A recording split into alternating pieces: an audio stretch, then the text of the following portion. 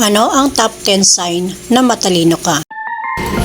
Hello guys! Welcome back po muli sa aking YouTube channel, and my channel is all about top 10 that discuss everything and every topic. Syempre, there is a lesson, and that lesson is you can apply based on your life, and also you can share with your friends, family, relatives, at kahit sino pa man. And to this video guys, I want to share video ano ba yung top 10 na sign na matalino ka. O ayan, so walang aalis ha. Please stay tuned para wala po kayong mamiss. Here we go. Okay guys, para po sa ating top 1 list na nasa ating listahan po ngayon, ano ba ang sign na ang tao ay isang matalino? Number 1 po, syempre, meron siyang self-discipline. So, paano ba yung self-discipline? Ito yung mga tao na kung saan lahat ng bagay na ginagawa niya, may disiplina siya. Example po nito, halimbawa sa pagkain. So, alam niya na bawal yung maraming pagkain, marami yung sobra-sobra, di ba lahat naman ng sobra is masama. No? Kumbaga, pag kumakain tayo ng sobra-sobra, nakakasama rin sa ating kalusugan. So, ang taong matalino guys, iniisip niya rin yun. Dinidisiplina niya yung kanyang sarili sa lahat ng bagay na kanyang ginagawa. Okay guys, para po sa ating top 1, yung self-discipline, ito po yung mga taong may goal siya. No? May goal siya, may priorities siya na kinakailangan niyang gawin o tapusin. So kumbaga naisip niya na po agad, ano ba yung gagawin ko sa next day? Ano ba yung dapat ko unahin? So yun po yung mga taong may self-discipline at talagang taong matalino kasi nag-iisip siya ahead of time. Guys, para naman sa ating top number 2. So, ito naman yung mga taong fast learner, no? Pag sabing fast learner, guys, ito yung taong madali mo siyang turuan. So, 2 turo hanggang 3 turo, alam niya na agad. So, ibig sabihin, hindi siya mahirap turuan kasi kapag hindi fast learner at talagang hindi siya matalino, ang hirap turuan po ng taong ganon. So, kumbaga, paulit-ulit ka na hanggang sa paulit-ulit, wala pa rin siya natututunan, hindi pa rin niya alam. So, ang taong matalino guys, fast learner po sila. Madali silang turuan, i-guide nyo lang sila kung paano, and then later on, alam na po nila agad yun. So, yun po yung ating top number 2.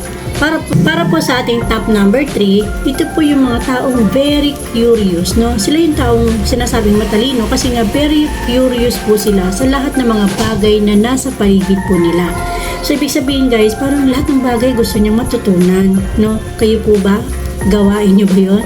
Kayo po ba nararamdaman niyo yun? Kayo ba ginagawa niyo po yun na lahat ng bagay curious ka? At saka lahat ng bagay parang gusto mong matutunan? Pues, kung yan po ang isa sa mga katangian na sign na nararamdaman nyo, ibig sabihin matalino po kayo. Ating pong top number 3 is yung curiosity. So, okay guys, para sa ating top number 3, diba ito po yung taong very curious. Siya yung taong gusto laging nagtatanong. Siya yung taong laging gustong lahat ng bagay na tututunan niya. Siya yung taong laging gusto nag-explore, no? Siya yung taong gusto niya bagong may new knowledge. Ano ba yung pwede niyang matutunan sa araw na ito? Kumbaga, everyday, gusto niya, meron siyang naiintindihan. Gusto niya, meron siyang natututunan. Always curious siya sa lahat ng bagay. Okay guys, para naman sa ating tip number 4, ito naman yung mga taong very observant, no? So kung ikaw yung isang tao na mahilig kang magmasid, no? Yung parang gusto mong laging tinitingnan ng mga bagay-bagay, no? Na nasa iyong paligid, ano bang meron na yan. So ikaw ay isang tao na may katangian ka, na ikaw ay intelligent o matalino. So yung mga taong ito, kumbaga, sila yung taong sa paligid nila, gusto nilang naintindihan nila, gusto nilang nararamdaman nila yung bawat paligid nila, nag-observe sila, ano bang meron sa paligid ko ngayon. Kumbaga, aware siya, no? Aware siya, tapos attentive siya sa bagay kung anong meron at the present, no? Alerto siya, okay? So, yun po yung ating tip number 4. Okay guys, para naman po sa ating tip number 5. So yung ating tip number 5 guys, ito yung mga taong good problem solver, no? So ibig sabihin, siya yung tao na, syempre lahat ng tao naman is nagkakaroon ng problema.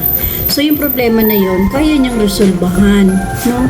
Hindi siya napapraning. Kumbaga talagang kalma lang. Lahat ng bagay may solusyon.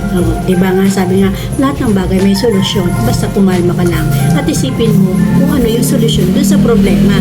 Huwag mo isipin yung problema ng problema kasi namumroblema ka lang, inisip mo yung problema. Kaya isipin mo, ano ang solusyon doon sa problema. So, yun po yung mga taong intelligent kasi nag-iisip po sila sa solusyon sa problema. Ang tawag sa kanila is good problem solver. Para naman po sa ating top 6, no? Ang ating top 6 naman guys, ito naman yung mga taong open-minded na. Ikaw ba isang open-minded? Kung oo, ang sagot mo, yan, paki-comment sa comment section down below na ikaw po ay open-minded. Kapag ang tao isang open-minded person, ibig sabihin matalino din po siya. Isa po yun na katangian o senyales ng pagiging matalino. Bakit? Kasi ang open-minded guys, lahat ng bagay sa kanyang paligid, open lang siya. No? Hindi niya sinasabi na always siya lagi ang tama. So, kumbaga lahat ina-adapt niya, inaaral niya. Kasi dapat ganun talaga matalino para mas lalo siyang matuto. Okay? So, ang tao hindi matalino guys, lahat sabi niya, alam niya, no? So, hindi po yung matalino kasi lahat naman alam niya. So, wala po siguro dito sa mundong ibabaw na lahat alam niya, no? So, only God knows ang nakakaalam. So, ang taong matalino guys, lahat ina-adapt niya, open-minded po siya sa lahat ng bagay na meron sa kanya. At kung ano man po yung sinasabi sa kanya, ideas, anything po yan, lahat po yan, ina-adapt niya, inaaral niya, at iniisip po niya. Okay, para naman po sa ating top 7.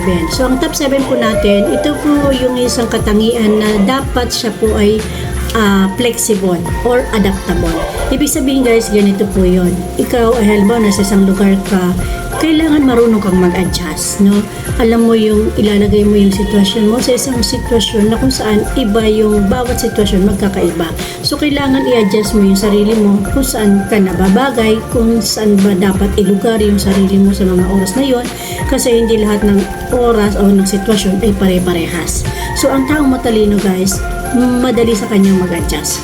Madali sa kanyang mag-adapt ng mga bagay na nasa paligid niya at lahat yon naaaral niya. Para naman po sa ating top 8, no, na isang senyales ng tayo sa matalino, siya po ay mapagkumbaba. Sa lahat ng bagay na kanyang ginagawa, always lagi siyang nagpapakumbaba, no? Tingnan niyo po yung mga hindi matalino, lagi po silang mayabang, lagi silang brusko, lagi silang akala mo sila lagi ang marunong sa lahat. So, ang taong matalino guys, yan po ay nagpapakumbaba sa lahat ng bagay na kanyang ginagawa. Para naman po sa ating top 9 na senyales o sign na ikaw ay isang matalino, ikaw po ay good listener, no? Pag sinabing good listener guys, ikaw yung taong lahat ng bagay pinakikinggan mo, no?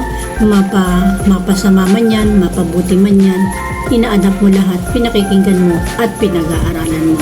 Kasi ang taong matalino guys, dapat number 1, good listener ka. Para sa ganon, marunong ka rin magresponde kung ano yung sinasabi ng kapwa mo. At para naman po sa ating top 10, no, the last but not the least is dapat ang isang tao na matalino ay meron siyang good empathy. Pag sinabing good empathy guys, siya yung tao na nafe-feel niya yung isang sitwasyon na nandoon siya.